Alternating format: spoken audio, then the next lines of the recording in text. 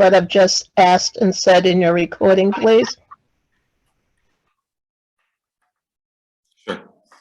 You asked if we printed this in the Bay State banner, this, announcing this meeting, and the answer to your question was no, that we placed our advertisement at the top of the Bay State Banner's digital website, and we sent the information out to the neighborhood associations.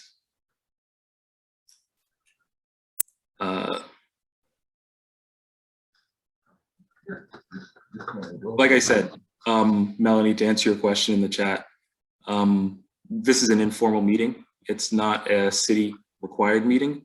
This is something that we've just put together, and all are welcome. There's no one that is banned or not invited to this meeting. So there's no, right now, no requirement for open meeting, but this is an open meeting. All right, so I'm gonna get started, and we've kind of gone over why we're here with those couple questions that we've had so far. We started, putting this process together to open a cannabis business in Nubian Square in March of 2019. We started at 195 Dudley Street, and because of 195's proximity to a school, we pulled out of that location. We then moved to 2177 Washington Street, and because the landlord decided to place a school in that building, we were approved for cannabis at that location, but because the landlord decided to put cannabis in that building, we pulled out because we didn't want to be in the same building as a school, even though we were there first, so legally we could have sited there. We moved back to 195 Dudley because the rules at the state level changed to how they cite, or how they measure, I should say, distance from a school. And because of that change, 195 Dudley again became a viable location for us. And that's what we're presenting today, is a presentation on 195 Dudley to host cannabis. So I'm going to begin sharing my screen, and we'll get started. I think that this is going to be, I was going to do a really quick presentation, but because I do see a lot of new faces, excuse me, or I should say new names, I'm going to kind of do more of a full presentation. So it should be about 10 minutes, and then the rest of our time can be Q&A here. So I'm going to share my screen, stand by.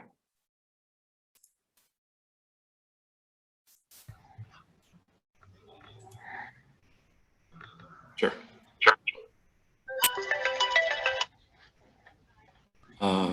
Hey, Pat, yeah, if you have a question, go ahead before I start, go for it. Will the presentation be available after this as well as the recording? Yeah, absolutely. The presentation is the same presentation I think I sent you already. It's the exact same one. I'm just going over it for anyone who hasn't seen it before, but it's the one that I've already sent over to you. But I'll make the recording available as well. Thank you. Quite welcome. All right, so I usually, if you haven't seen this before, I usually read from the script. I know I'm telling you all my secrets. I'm not gonna read from the script tonight. I'm just gonna kind of go through each of the slides and not read word for word, but just let you know, what each of the slides are referring to. But as you can see, first slide, our logo and what we're looking to do, a recreational cannabis business at 195 Dudley Street. On this slide, you'll see our mission statement. I'll give everyone a moment to kind of just look through that.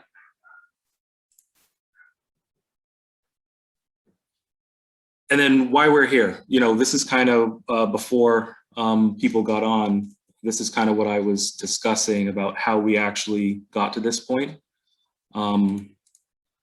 We formed our organization in 2018, or we formed the thought of our organization in 2018. We formally formed our corporation in 2019. We brought 195 to the table.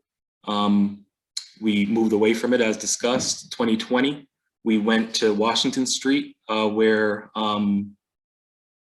New York Fashion used to be, right next to Simon's Liquor.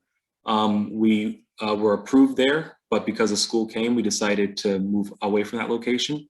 And then you'll see same year, I think it was actually February 2021, the Cannabis Control Commission adopted new measurements. And because of that new measurement rule, we've moved back to 195 Dudley as a viable location. So you'll see here are the owners and founders of Rooted in Roxbury, Salman Chowdhury and Rokia Begum, and my wife Joanne, and that's me right there.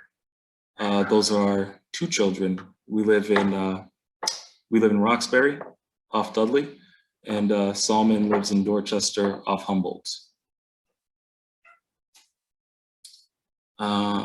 This slide just kind of goes over our experience, operating and running businesses. Many people probably know the Dudley Cafe. Some people may know the Shanti Indian restaurants in Dorchester, Roslindale, and Kendall Square in Cambridge. Dudley Cafe, obviously, in Nubian Square. And these are just some organizations. Dudley Square Main Streets, both Salman and I are board members on Dudley Square Main Streets. I've been a board member now, I believe, 2 years. I believe Salman's been a board member 3 or 4 years, I'm not sure, but he's been there longer than I have. Rokia has, in the past, been a board member on Roslindale Main Streets. And then these are just some awards that the restaurants that they've owned have won.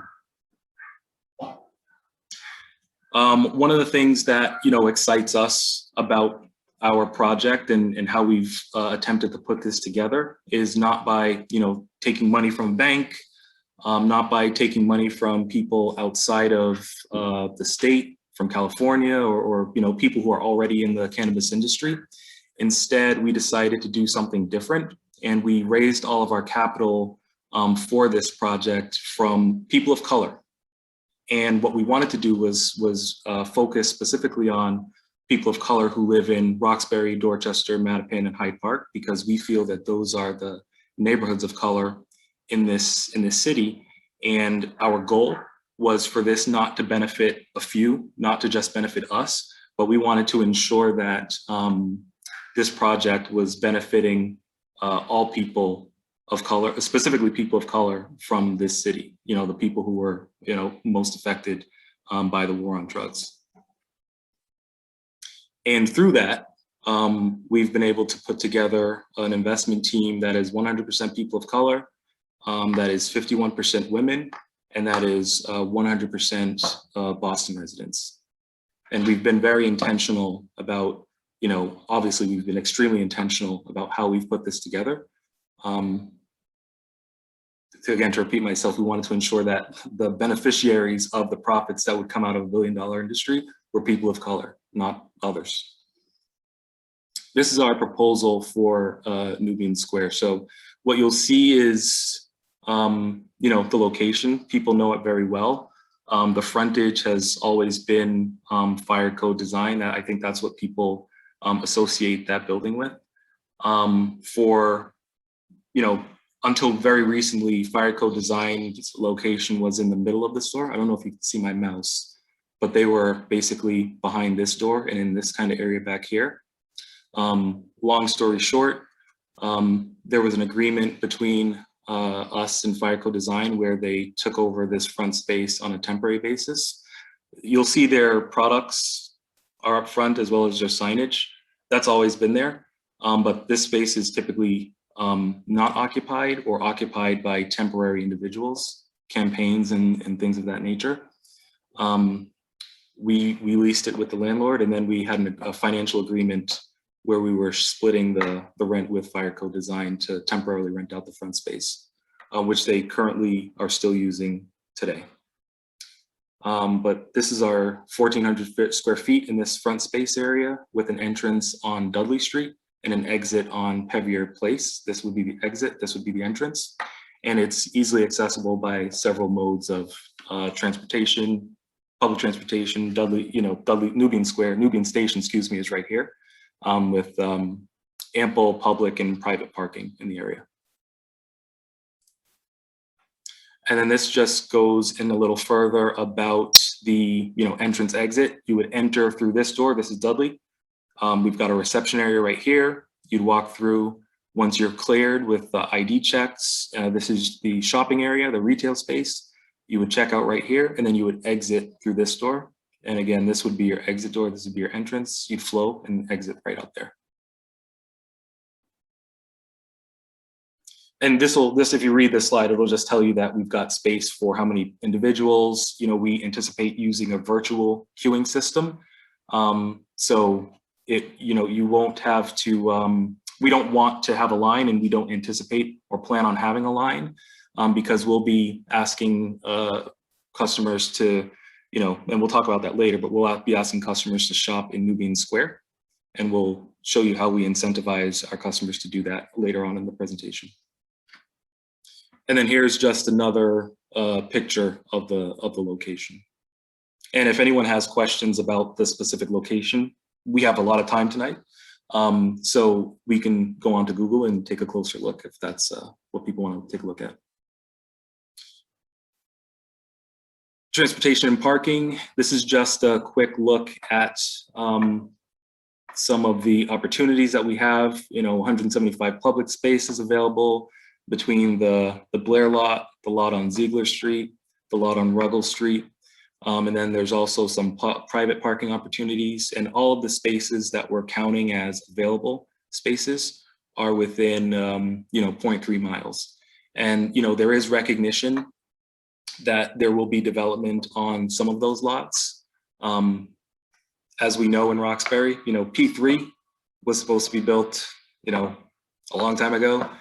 The Blair lot, Bartlett was supposed to be also built a long time ago. Just because something's in the queue to be built doesn't mean that it's going to be built immediately.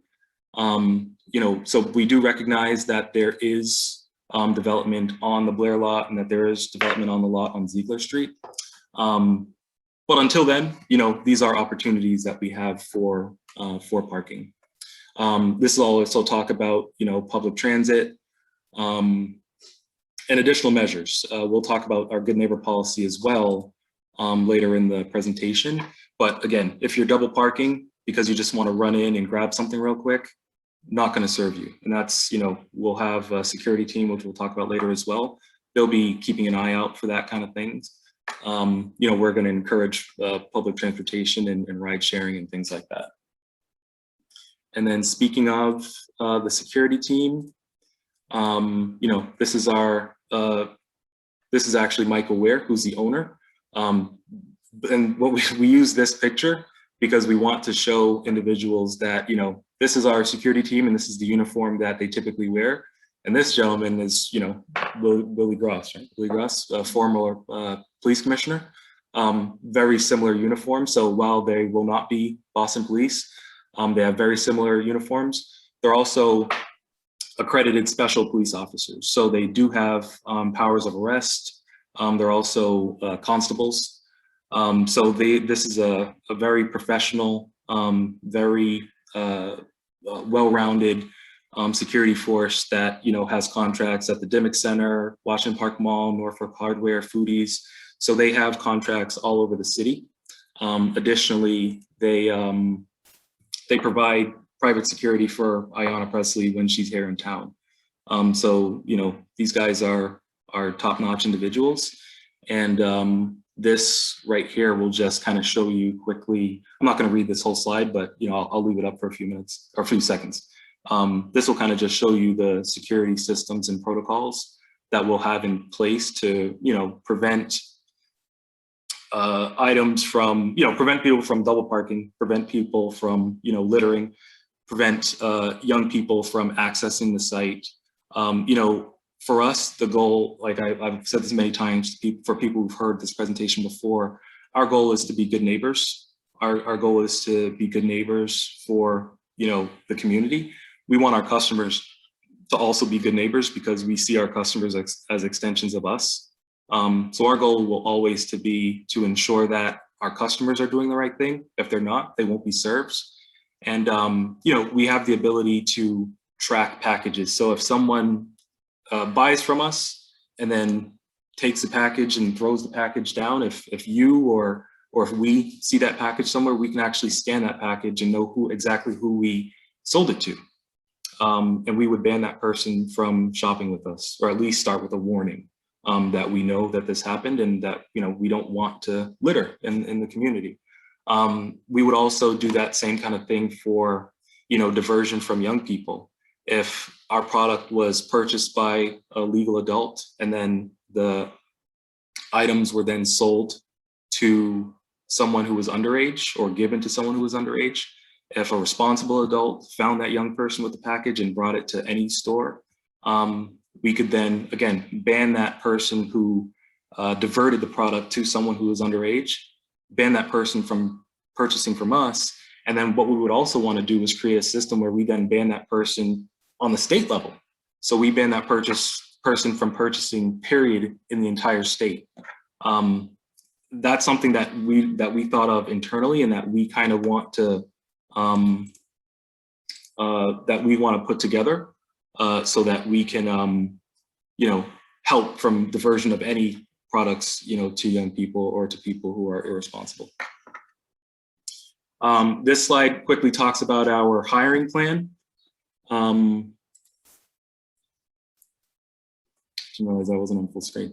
So yeah, this talks about our hiring plan. We're looking for a minimum of 80% Boston residents, which we think will be extremely easy to hit. 50% Roxbury residents, 51% people of color, and 51% women. And then, you know, the benefits of that individuals who work with us will be party to are, you know, what you see here on the screen, you know, great benefits. We've committed to a floor of $16 per hour. So we're not saying that, you know, everyone will be paid $16 an hour, but what we're saying is that we wouldn't go below $16 an hour on, you know, what we would end up paying people. We've also created a down payment assistance program because, again, we want to have Boston residents. We want Boston residents who can actually stay in Boston.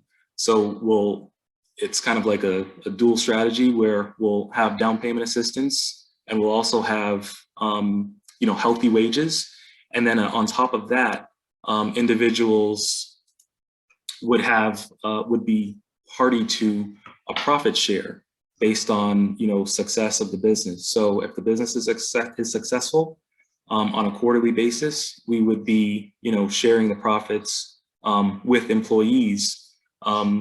Again, so that gives more and more and more opportunity for individuals to, you know, save money and allow them to stay in this very expensive city. And this is kind of what we mentioned earlier in the presentation about our Good Neighbor Pledge. Safe consumption, no public consumption, no illegal parking, no loitering, and violators. You know, we don't believe that we will be, you know, how you say, hurting for customers.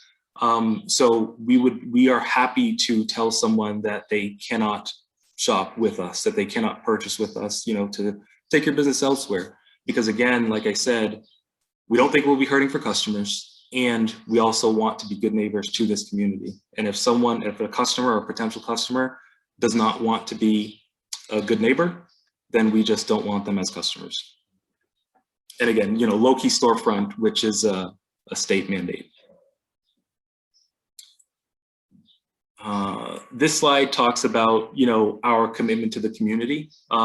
We will be creating a community benefits fund, and what that community benefits fund would be directed by a community advisory board that'll be made up of people from the community that would work. That's the word I'm looking for. They'd have autonomy to direct the funds to, you know, worthy causes that they choose. You know, and we wouldn't want this community advisory board to be, you know, just an echo chamber for us that just tell us how great we are and how, you know, how much they love us. We actually want people who are detractors of cannabis in the community as well as people who are supportive of cannabis in the community. Also people who represent the business community, who represent public safety, who represent educators, administration, and staff of the 5 or 6 schools that are in Nubian Square at any given time. So, we want this to be a well-rounded advisory board. And, when this is one thing that I haven't said yet, this is actually, you're on this community meeting, this will be breaking news. I've served on many boards here in Roxbury and in Boston. So has my wife, so have Salman and Rokia, our partners. And I know that many of you who've come out to this meeting have also served on many boards. What I find is that these boards, they always mean well, and a lot of people do good work on them. But the truth of the matter is that you're giving up a lot of time, you're giving up a lot of effort, you're giving up a lot of effort and everything to be on this board and to serve on the board. And a lot of the time, it's a volunteer situation.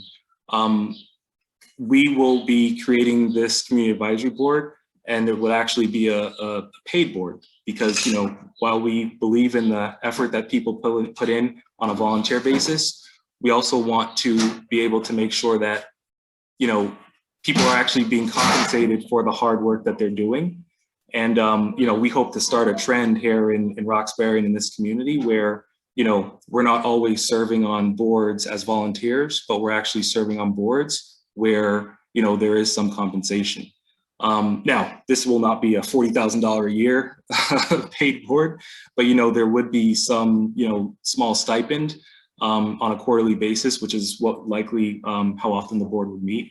And again, I think that that's important. I think that's cool, and it's different. It's different than what you typically hear on, boards in our community. Nubian Bucks is another exciting thing that we're doing, which is, we talked about it earlier that we would, if we had a line, that we won't have a line because we'll have a queuing system and we'll be directing people to shop in Nubian Square. And this kind of talks about how we would be doing it. We would be incentivizing people to, patronize local businesses. And we would be providing a discount. They would receive a discount for patronizing those businesses that Root and Roxbury would cover. So typically when those types of discounts are mentioned, it's typically a situation where the business itself is kind of taking off from their top line in order to cover that discount. In this case, we would be covering the discount and reimbursing the business on the back end.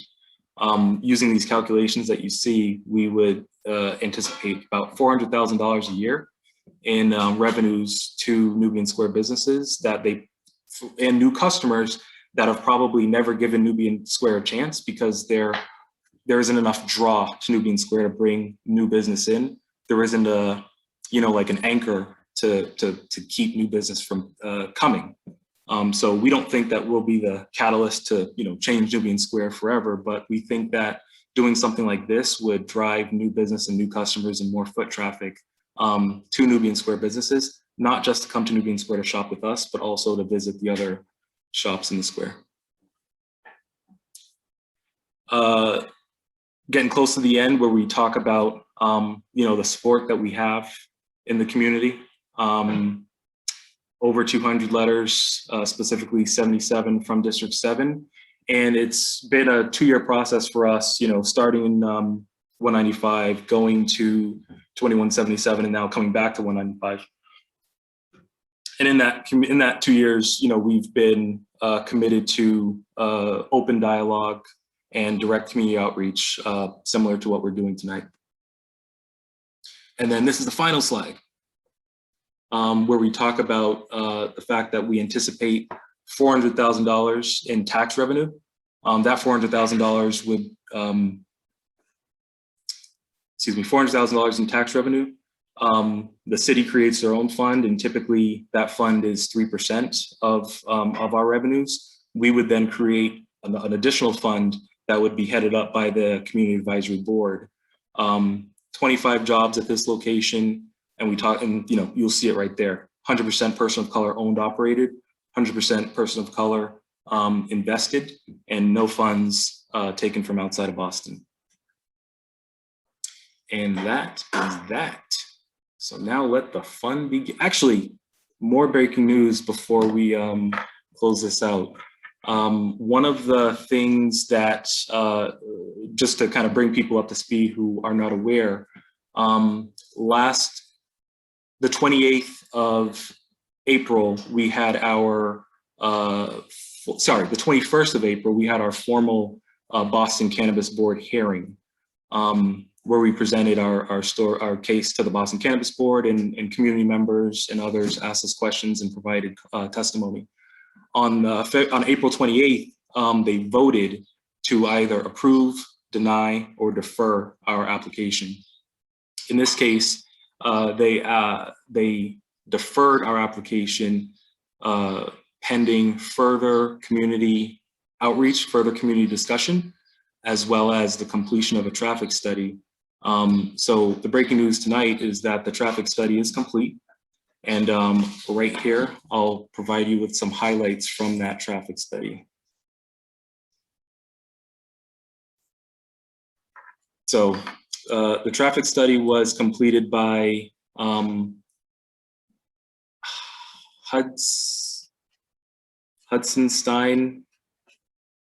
Stein Hudson, HSH. They're a very well-known and recommended and credible traffic engineer company.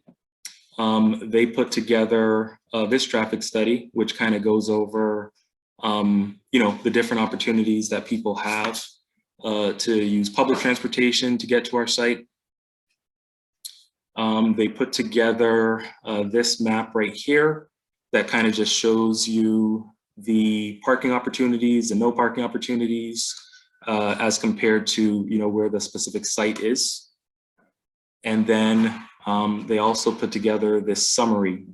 And I'll leave this up here for a little bit so that people can read it on their own. In a nutshell, what it says is that the proposed cannabis business would have no perceptible impact on the area's traffic operations or transit services. And like I said, I'll let everybody read that for a little bit.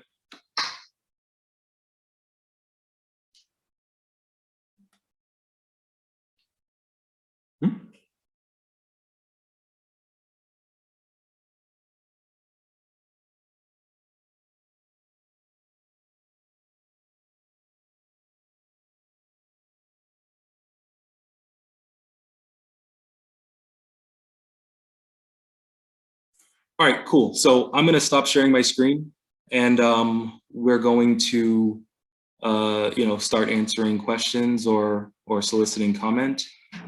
I guess I will, before we do that, I'll just blow through the chat real quick. And who are your top investors? So our investors are private. What we do let you know is that our investors are all people of color, and they're all residents of Boston, specifically Roxbury, Dorchester, Mattapan, and Hyde Park. Is there an investor list you're able to review? No. We keep our investor list private just because of privacy reasons. Parking can be tight there at times. How will you be supporting the traffic flow and ensuring the safety of hundreds of children passing through the square? We can control what we can control, and what we anticipate controlling is the immediate area surrounding our site. But we can't be the police force for Nubian Square. Our security team will be a security team for our location, and we will as I mentioned about their credentials. Where security also has the ability to direct traffic. As you'll see from the summary of the traffic study, it seems as if, per the traffic engineers, that there would be no perceptible increase in the impact on traffic. But if there is, where security has the ability to get to the street, direct traffic, and kind of move people along. Additionally, as we mentioned, we won't be allowing people to double park. So that's something where, the goal of people coming to our business is to be served. If they're double parking, they will not be served. So, you know, if the goal is to be served, then they will do what they can in order to be served and in order to make a purchase. How many of those letters are from abutters and members of neighborhood association? That's actually a very good question. We did the math because this was it's very important to us to show that we did have support in this community. And we actually broke down our support internally. We broke down our support by neighborhood association catchment area, because we wanted to show that we had more support in neighborhood associations than would typically show up to neighborhood association meetings. Like I said, we've broken down that support and we've provided it to the relevant parties, but we have a lot of support, and we have a ton of support specifically from the neighborhood association catchment areas. Does anyone want to ask questions live and make this more of a conversation than just me reading from the chat? So what are the numbers exactly? Because you say you have a lot of support, but I'm wondering what the numbers are. We have over 200 letters of support. Right, but you say you have a lot of numbers, like, you know, of letters from neighborhood associations. So I'm wondering how many of those letters are from neighborhood association. We don't have any neighborhood association support, to be clear. There are, well, let me take that back. The Nubian Square Neighborhood Association is in support of our project. The neighborhood associations that people know, Mount Pleasant Neighborhood Association, Path Forward Neighborhood Association, Garrison Trotter, Tommy's Rock, 9 Streets, those neighborhood associations have not supported us, and a lot of them, many of the ones that I just mentioned, have actually written us letters of opposition. I like to be very transparent. People say that I'm not for whatever reason, but I'm a very transparent person. They've written us letters of opposition, and as individuals, people have written about, I would say probably about 100 letters of opposition for our project, but we have significantly more letters of support than letters of opposition. And how many of those letters of support are actually from the Nubian Square neighborhood? A lot. But that being said, I won't tell you the exact number, because, you know, what I find is that if I tell you that we've got 8,000, someone would get 8,001. So I think, I mean, that's why people are calling you not transparent, because you're not sharing the information. Well, I mean, it would be counterproductive for my goal of opening a cannabis business if I shared information that would then be used against me. So, I mean, like I told you, we have over 200, and that's a significant amount. And, you know, I don't think that we need to go into the exact number. What does it say? How to raise your hand? You have a question? Cindy, Brian, this is Cindy. I have a quick question for you. Sure, go ahead, Cindy. I think, you know, because I usually walk around the neighborhood. I'm going down that way because it just makes sense for me, because I do shop in the neighborhood, and I think I always shop in the neighborhood. I even go to Batanero and I go to those places first before I go anywhere else outside.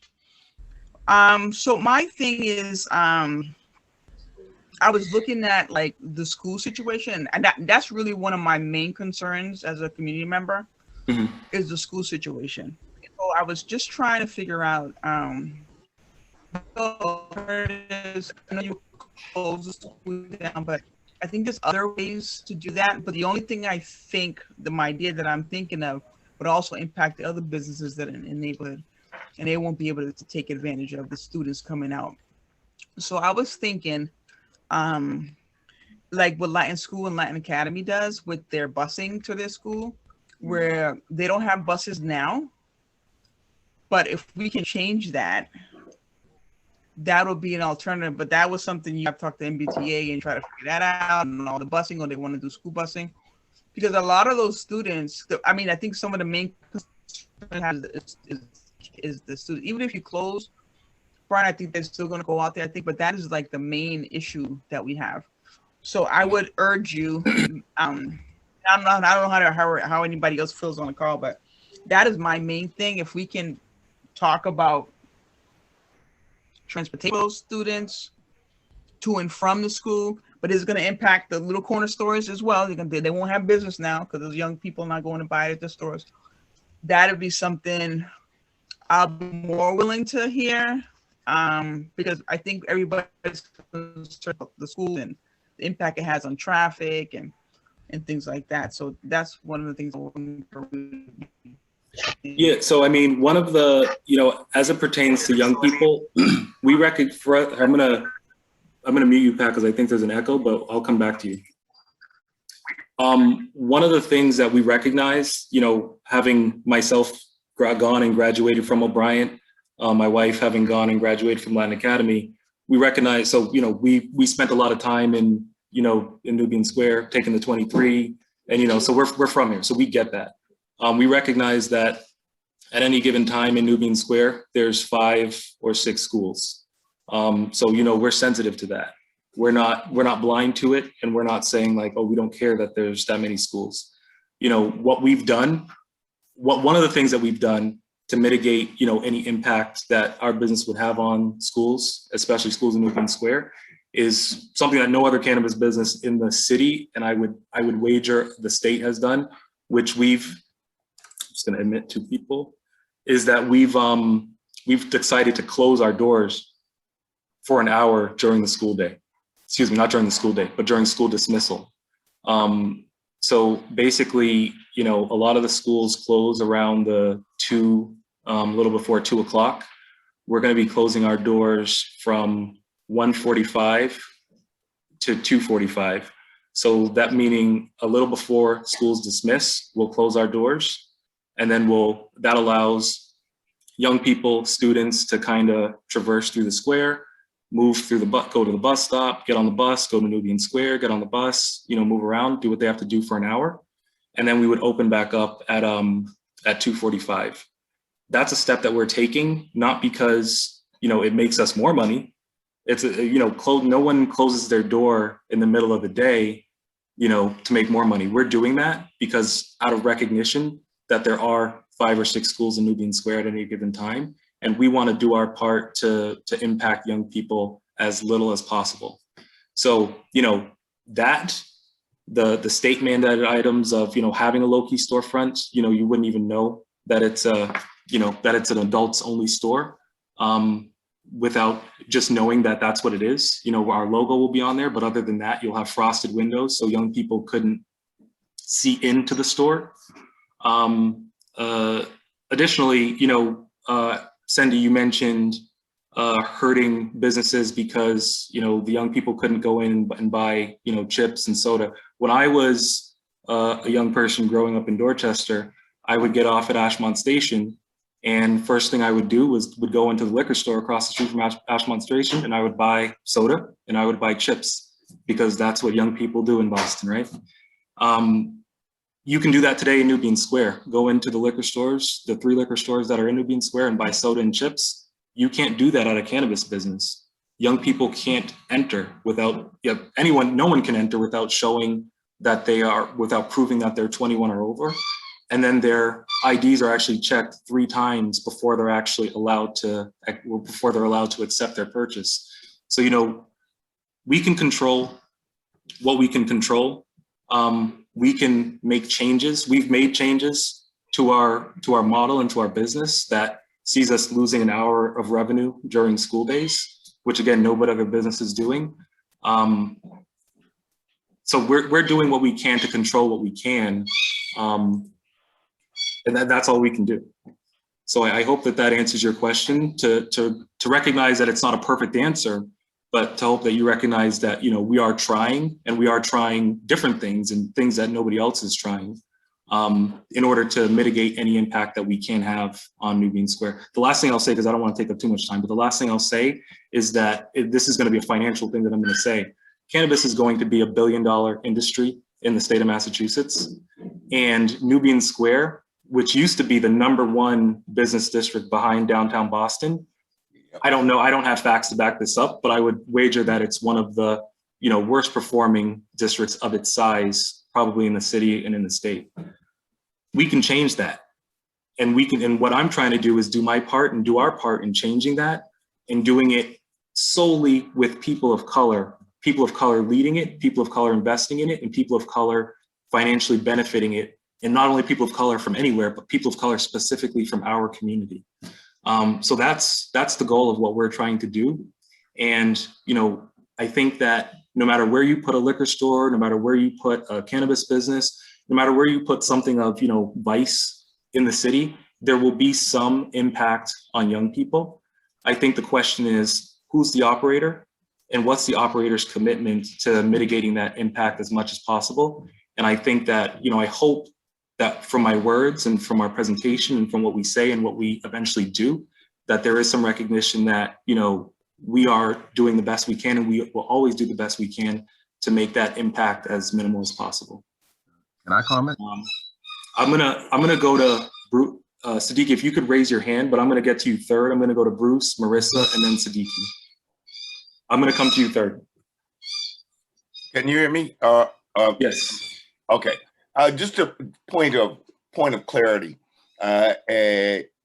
I'm speaking in support of the business effort, but my first question in terms of employing and training for people of color, which you have just stated, Brian, that you want to find that, where do you see your company enlisting the kind of quality training that your employees or co-owners, if you will, co-op, coming from?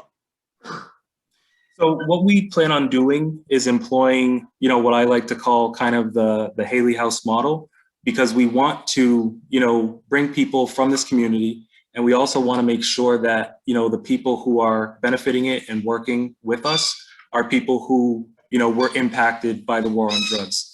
I have not been impacted on the war of drugs personally.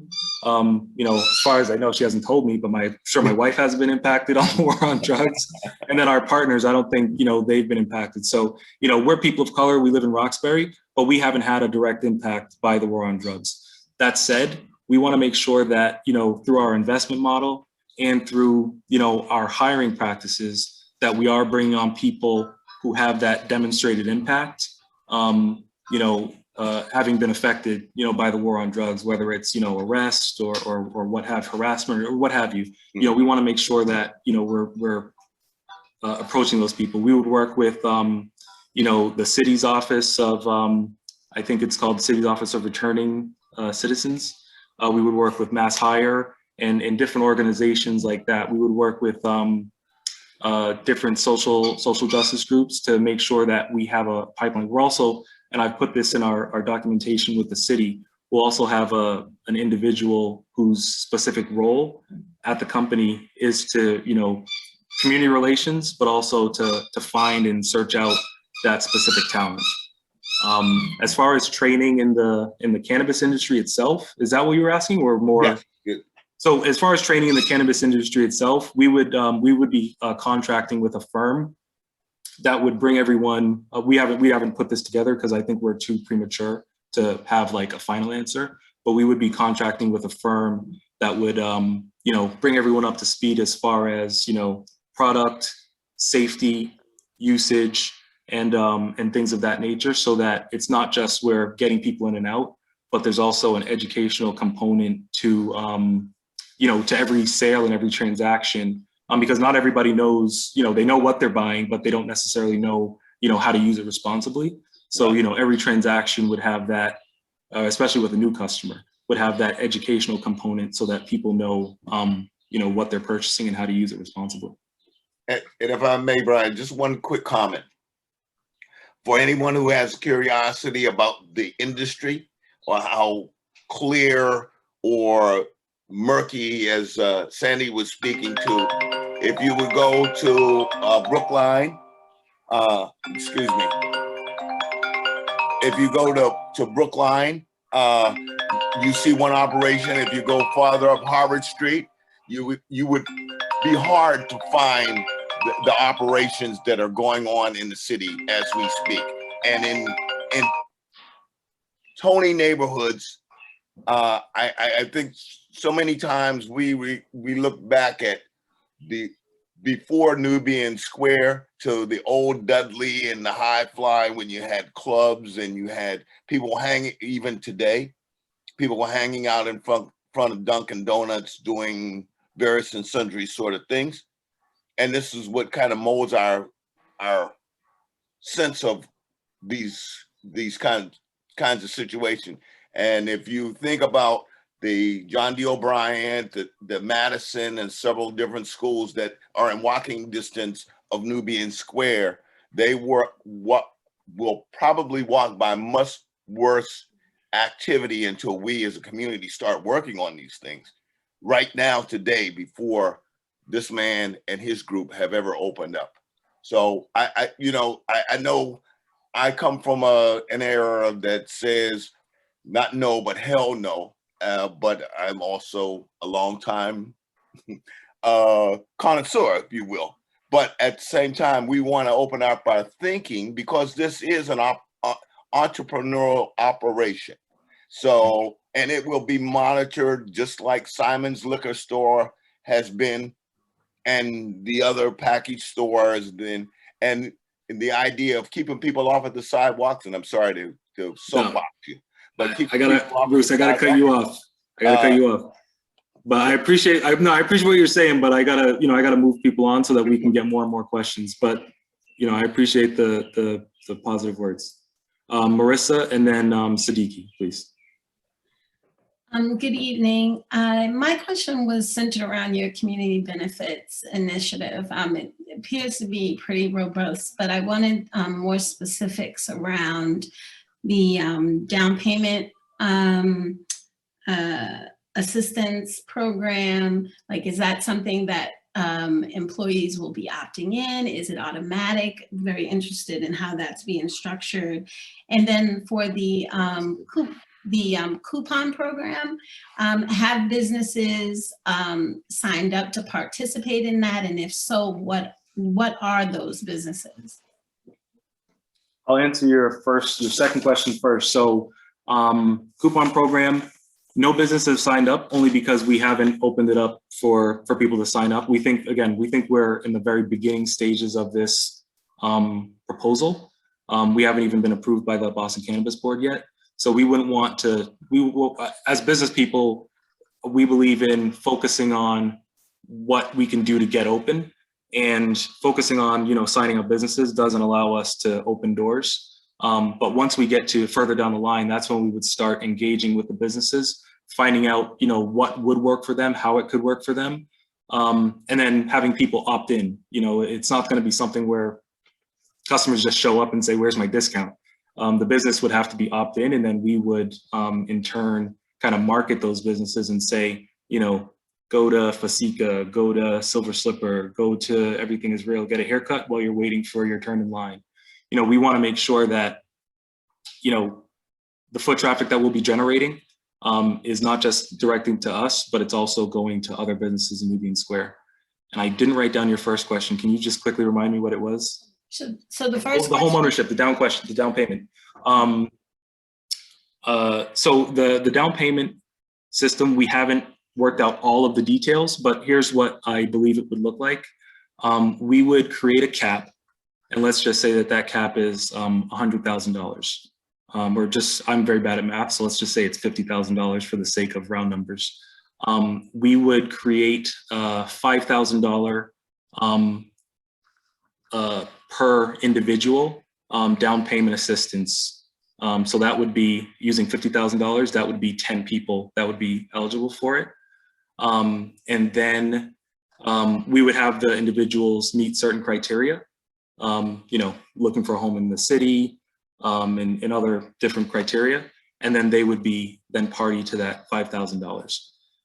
The $5,000, doesn't get you every single type of house or every single house in Boston. But again, as I said during the presentation, it's not just the $5,000, but it's also the healthy wages coupled with the quarterly profit share that the employees would be part of. So we're talking about $5,000, a profit share of location success or company success, I should say, and then healthy wages. We hope that combined can then get people to that point where then they have that ability to put a down payment down on a home. So again, not every home, and it doesn't solve every single problem, but again, we want to do our part to, you know, to do what we can to kind of push our employees and push people to those opportunities and to allow them to stay in this city. Thank you. Thank you. Siddiqui? Yeah, let me just say, well, I know you're well aware of the fact that I'm the chairman of the the Nubian Square Coalition, and it's made up of quite a few organizations and individuals who are prominent in the community. And let me just say that this is not about location. This is a moral issue, and we have to look at the unique circumstances that we have here in our community.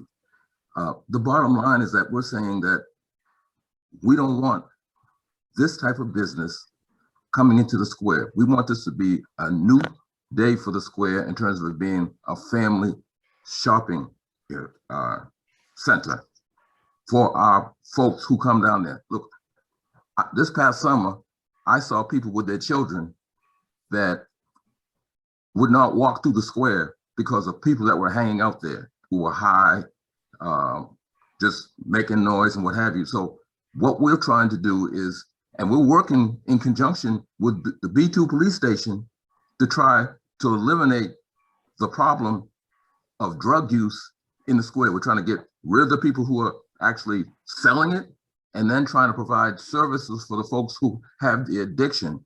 So what we're looking at is I hear what you're presenting in terms of the parking study. I don't know if they did a pro bono or whatever. You don't need to be a parking expert to be down there in the morning or in the afternoon to see the volume of traffic that's down there, to the extent that fire trucks can't even come out to go to their fire calls. And let's look at the fact that we've got 4 schools in close proximity to the 195 location and a playground. And there's no parking in that area. The fact is, somebody is proposing to build some housing directly across from the location that you want to locate. And the question was raised at their meeting, what about parking? They said because of lack of parking, that they're encouraging future tenants to just ride public transportation.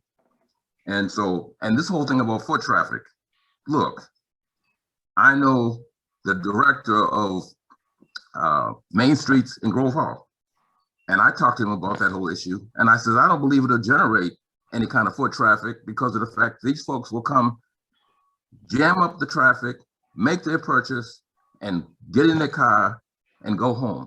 And I quote was, "You're exactly correct, Siddiqui. There's no foot traffic being generated up here in Grove Hall for the folks who are shopping at that facility."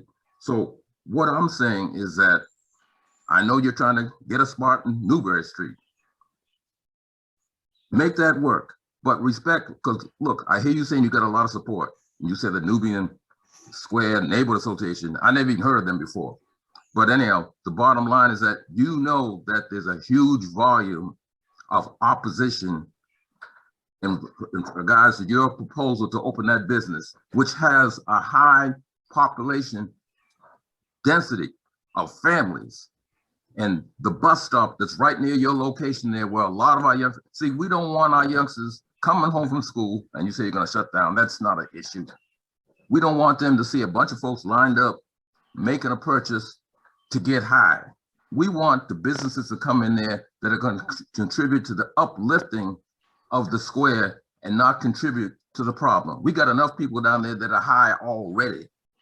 And we don't want this product to be sold and give the appearance that getting high is something that's legit. People say, well, you know, it's legal now. And I say to folks, well, I said, well, look, if they legalize prostitution, we would just say to our young ladies out there, well, hey, if that's what you want to do, it's legal now.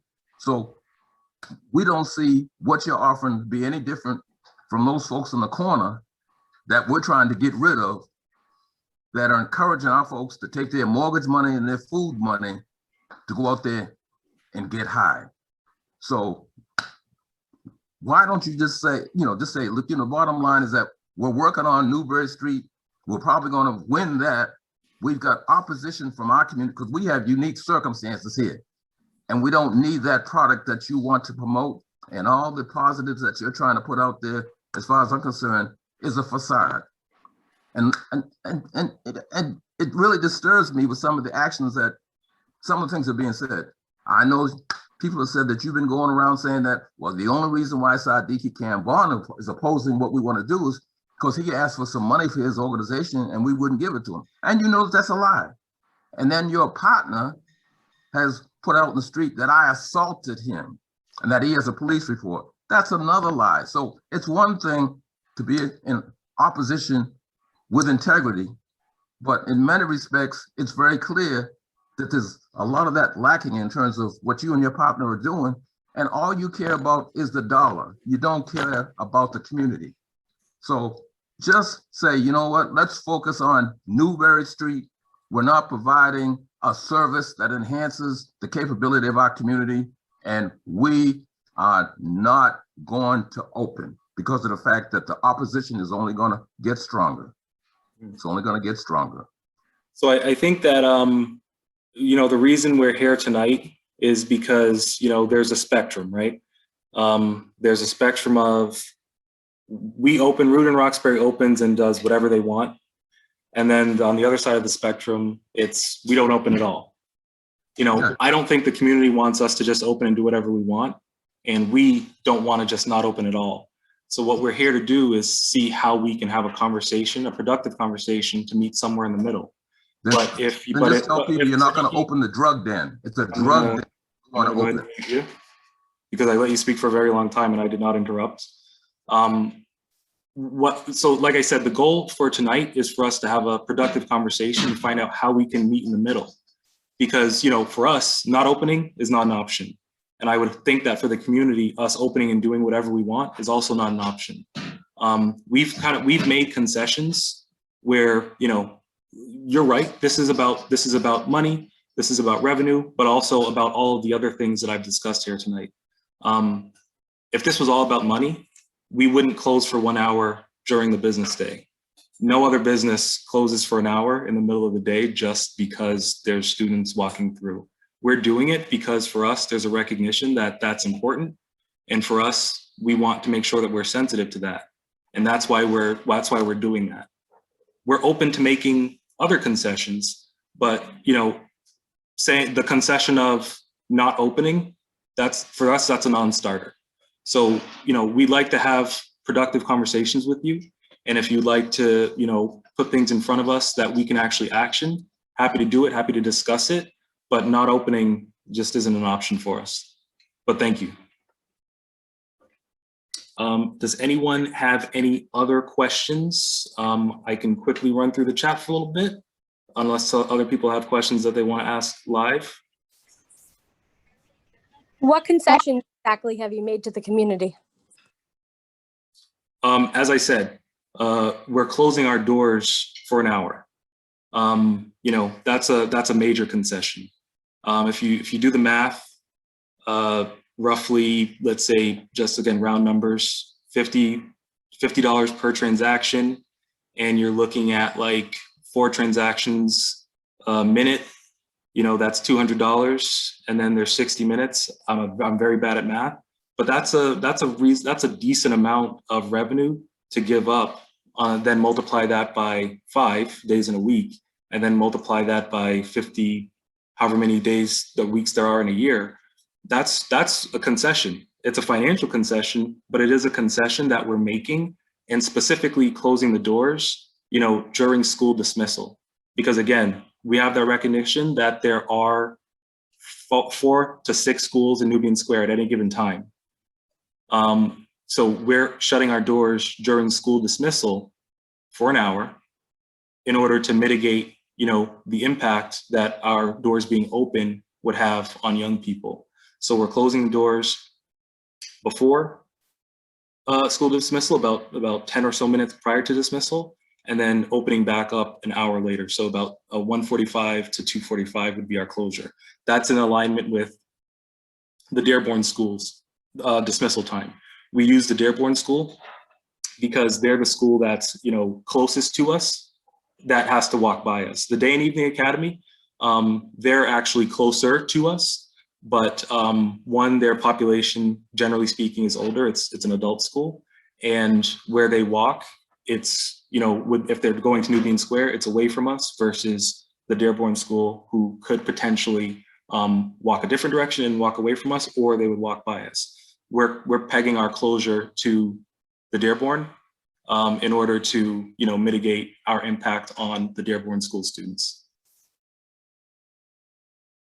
And to further answer your question, you know, we're here and we're willing to have conversations about other concessions we could make, but, you know, without anyone asking for a concession that we can discuss and talk about, we can't make it. We can't just do it to ourselves. I mean, we already decided to close our doors independently, but without any actionable, you know, requests from the community, we can't make any changes. I feel like if you really wanted to discuss concessions, you would have publicized the meeting a little bit more. I mean, like I said, the paper record in this community is the Bay State banner. We published it and sponsored it at the top of the virtual page. We also, you know, passed on the information to the neighborhood associations. I wasn't going to flyer because, you know, we've done that, and we've had, you know, several meetings with the neighborhood association. We have several neighborhood association meetings coming up, actually. Cindy, I'm going to mute you because it's a little echo. We have a meeting with Garrison Trotter coming up this Sunday. We met with Mount Pleasant on April 28th, and we're meeting with Path Forward on May 18th. So we have not been shot, and we've requested to meet with other neighborhood associations who haven't, you know, responded to us. So it's not for lack of trying. This isn't the only meeting we've had. We've had several meetings, and we've also requested several meetings. So it's not for lack of trying, but I think it is for lack of, you know, people willing to hear us. What we found is that when people hear from us, when people hear what we're trying to do and how we're trying to do it, they actually like what we're trying to do. They respect it, and they recognize that we're trying to do it the right way. But I think that when your first introduction to what we're trying to do is heard, you know, by someone who is just opposed to cannabis or opposed to us on a personal level, then a lot of times the well is poisoned before we've even, you know, gotten to the water. I don't know if that's the right analogy, but, you know, so what we're trying to do is, one, be proactive, be more proactive in having meetings like this. But also, you know, if you go to our website, rootandroxbury.com, you can reach out to us via email, or you can call us. We make ourselves extremely available. Cindy? I have another thing, because when you were going over the slide, you said the board and what you would create. I don't know how this is going to go, but if this is the way it's going, I would strongly suggest that the community makes up a plan that specifically people who are invested in the community, like the people who are on this call. I think, I'll tell you. Sorry, go ahead. Feeling about this, they have a strong feeling about what's going on, and I think they will be able to allocate away what you're saying to support the community. So that's just my suggestion. No, and I'll tell where I'm hearing. I'll tell you the first person that I actually, you know, a lot of the work, people ask questions and I say, you know, it's very premature. We haven't had those conversations yet. We haven't, you know, et cetera, et cetera. I've said that a couple of times on this call. With regards to the board, I'll tell you the first person who I reached out to actually be a part of the board. And some of you on this call may find it very surprising, but the first person that I reached out to was Nadine Riggs.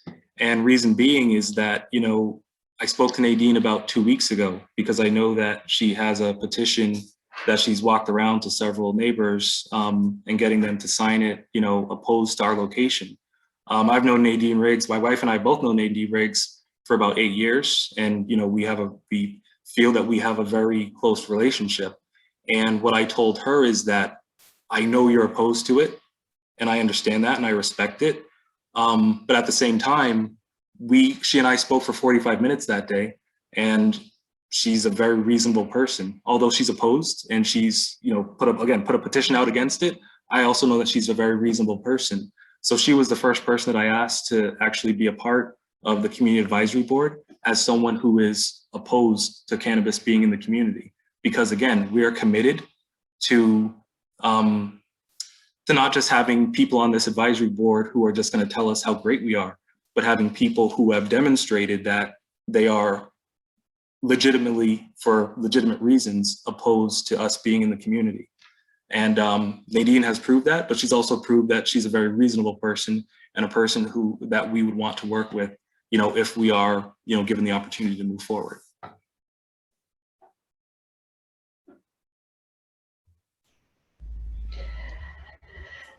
Okay.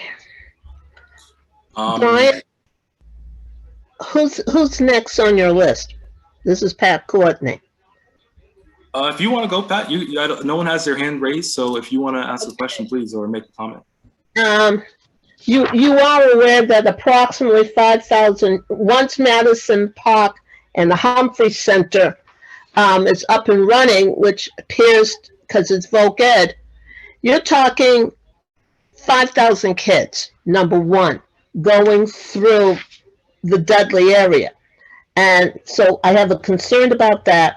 You've mentioned you have letters of support, but you have not specified from what part of Roxbury, what part of Dorchester, what part of Mattapan or Hyde Park. You are aware that Dorchester represents 1/3 of the city.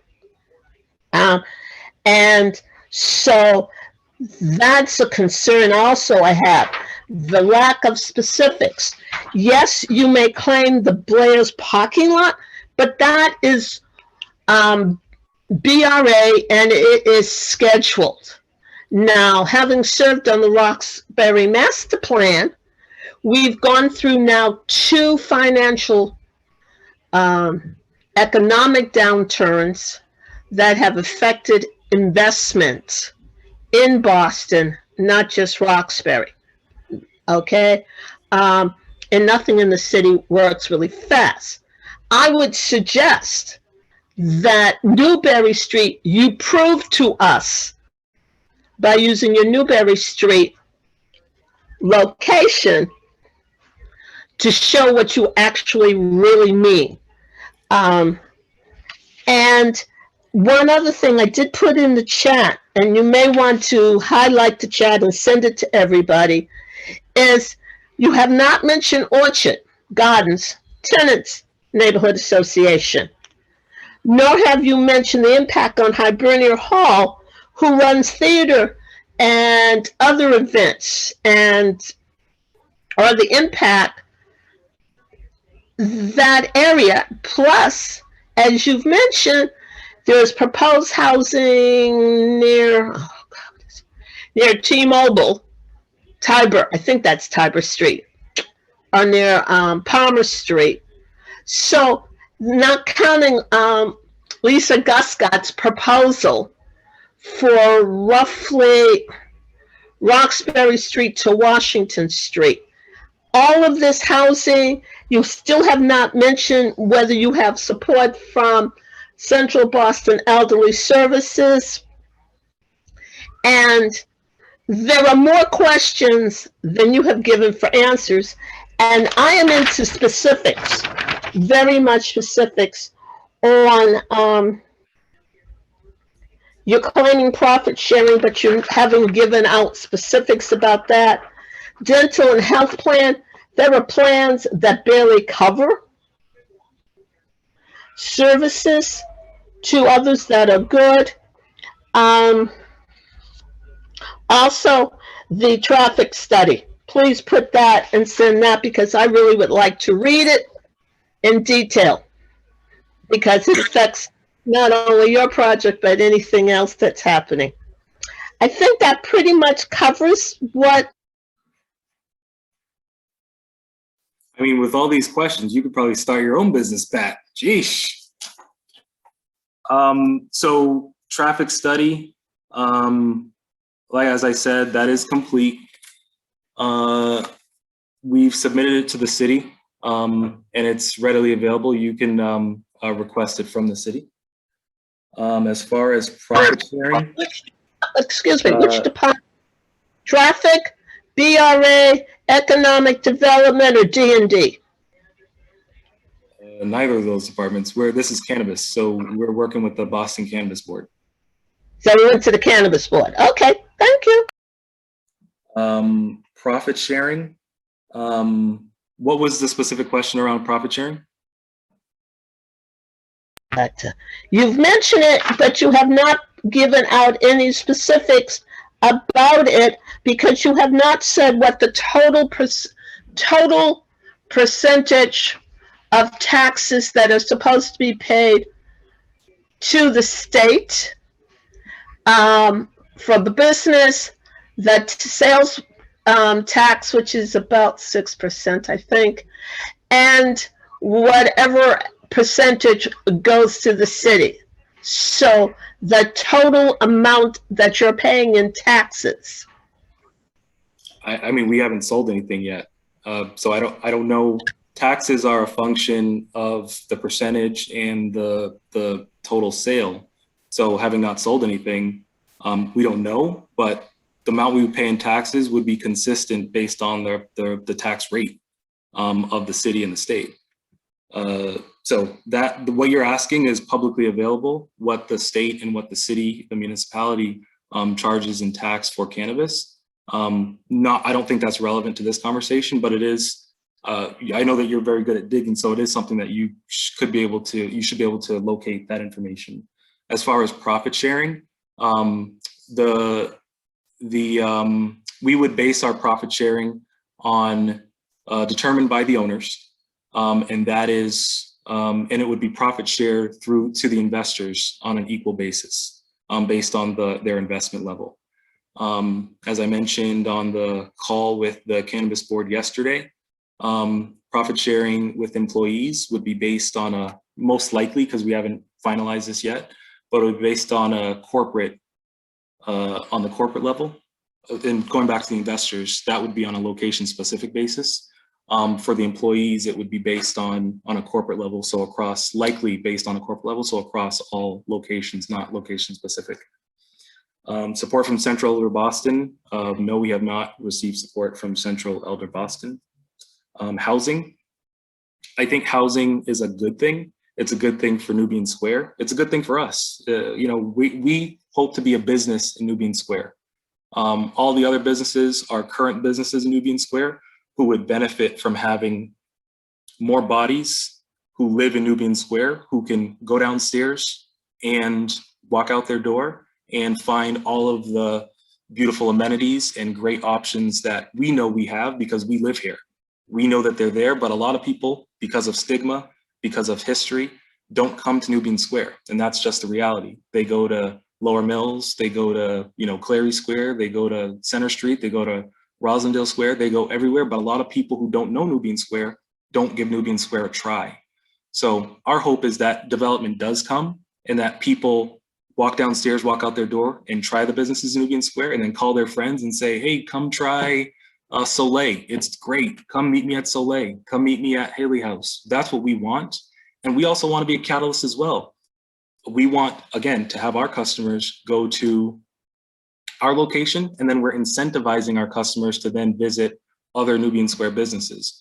So yes, housing is great. We think that we want more housing. I want personally more housing.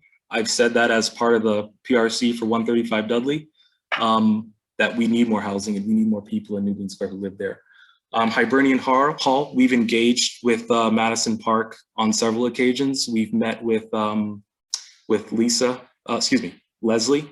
on Leslie Reed on several occasions. And we have a call and several emails into Leslie and Dwayne to meet with Dudley Greenville residents. And we're just still waiting to hear back from Madison Park on that.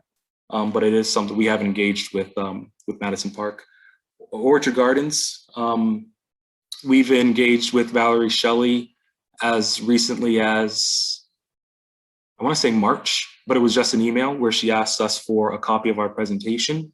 And we made it clear that we were happy to sit down with her. We've sat down with her in the past. I don't believe she was interested. She did write us a letter of opposition, Valerie Shelley. We mentioned the Blair parking lot. Again, there is recognition that it is development there, and that's fine. Beyond the Blair parking lot, there's still ample public and private parking in Nubian Square. Be specific, please. Sure. There's the Ruggles Street parking lot. There's the lot on Ziegler, and there's also the Blair lot. Between those three lots, you're looking at about 175 plus public parking options. So yes, it is a BPDA lot, the Blair lot, but at the end of the day, it's public. You know, you and I could go down there and park right now. Same thing with the Ruggles Street lot, and the same thing with the lot on Ziegler Street. Letters of support, as I mentioned previously, we're starting a business, and in order to start a business, you have to be smart. And in an industry, in a business where there is kind of built-in opposition, it doesn't make sense to give your opposition the number to achieve in order to have more support than you have. So I've told you that I have more than 200 letters of support. I think that that's all the information that's required there. And with that, ladies and gentlemen, sorry, I have a quick comment. Yeah, go ahead. Sam. I have a quick comment. And not opposition or for and anything, but I want the community to realize that even if you're opposed of this, which I have my things about the school and everything, but if we were to shop more in our community, we can really decide what's in our community. So I want to leave that with you guys to think about that, because I always shop in the community. I don't see many of you guys in the shops that I go to that are on this call. So if you want to change the narrative, you have to begin to, do certain things. So it's not against you, Brian, it's not for or anything, but I wanted to tell everybody, you drive to Nubian Square, you don't stop in Nubian Square. Sandy, I'm talking about you, talking about me in general. I walk through there and I shop there. My products are in Platanero. I do this. So you guys have to really answer your questions to yourselves at times. Are you really participating in your neighborhood? I keep trying to cut you off, but the reality is I should just let you keep going, because you're 100% right. And it's what I've been saying for so long. If we don't create the story, if we don't create the narrative, someone's going to come in and create the narrative for us. I live 4 blocks away from where I'm trying to put this location. So it's in my backyard. You know what I mean? This is not something that I'm putting down. The one that we're doing in Newberry Street is not my community, but yes, they have accepted us. We're getting pushback more in this community than we do on Newberry Street. And like you said, Sandy, yes, we as community members need to utilize the resource that we have in Nubian Square and utilize the businesses and shop locally instead of passing through Nubian Square in order to get to South Boston, in order to get to Somerville, and in order to get to Randolph. We need to stay here and spend our dollars here. Not necessarily with our store that's not open, but with the stores that are open today. And that's my soapbox for the moment and for the evening. Because I have the questions that are written in the chat. I'm saving that right now, but we are going to call this meeting over. And I appreciate everyone for coming. And what I'll do is, I'm trying to save this. And what we'll do is answer the questions that were in the chat and then send them out to everyone who asked. But again, thank you so much, everyone, for coming. And I hope this was informative for you all. Thank you.